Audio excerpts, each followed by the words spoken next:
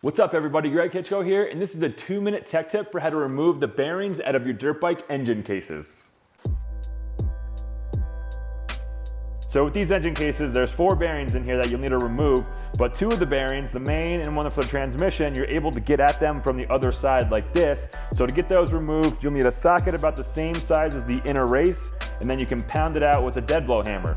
But in other situations like the 2 shift drum and the other transmission bearing where you can't get at from the other side, what I have here is this Tusk Bearing Remover Tool, and I will show you guys how to use that coming up.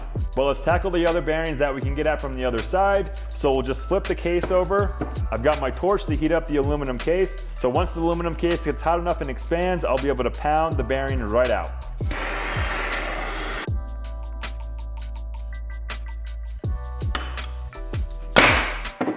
Now it's probably about maybe 30 seconds of using the torch.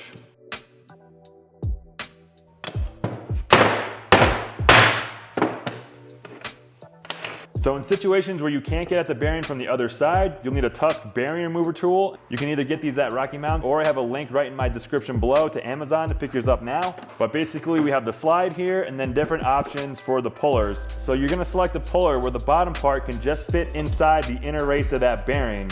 And the puller has a little lip on it, so once it fits inside that bearing, you'll tighten it down against each other. So just grab some pliers and you'll need a 3/4 wrench.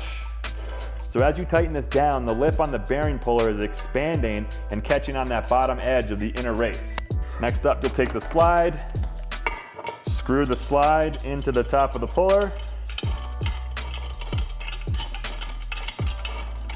Now I like to use a little heat as well.